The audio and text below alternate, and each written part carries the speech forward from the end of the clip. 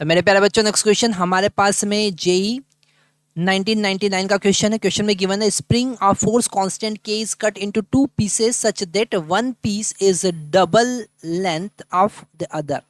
Okay, then the long piece will have the spring constant of. ठीक है, तो यहाँ पर हमें इस टाइप के क्वेश्चन सॉल्व करने के लिए एक कॉन्सेप्ट याद रखना है कि spring constant is directly proportional to inversely proportional to the natural length.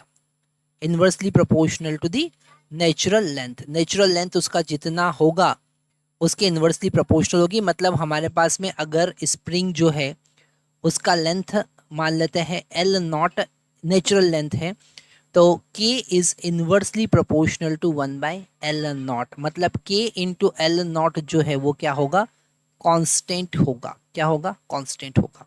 ठीक है, अगर हमने इसको दो पार्ट में कट कर दिया, मान लेते हैं एक पार्ट जो है वो L1 लेंथ का है और दूसरा पार्ट जो है वो L2 लेंथ का है।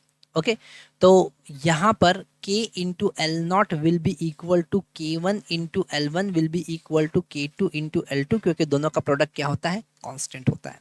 तो यहाँ पर इसका फर्स्ट वाले का स्प्रिंग कांस्टेंट k1, सेकंड वाले का स्प्रिंग कांस्टेंट k2, तो हमारे पास में प्रोडक्ट क्या होगा, कांस्टेंट होगा। तो हम अगर फर्स्ट वाले का लेंथ उन्होंने कहा कि डबल है as compare to second one, तो यहाँ पर L1 को हम लिख सकते हैं 2L0/3 और L2 को लिख सकते हैं L0/3। ठीक है, तो यहाँ पर अगर हम ये दो फर्स्ट टर्म लेते हैं, k into L nought is equal to k1 into 2L0/3। L nought से एल नॉट यहाँ पर कैंसिल हो जाएगा और k1 का वैल्यू हमको मिलेगा 3k/2। कितना मिलेगा, 3k/2। तो आप देख लीजिए कौन सा आंसर सही होगा। Definitely be answer will be the correct answer.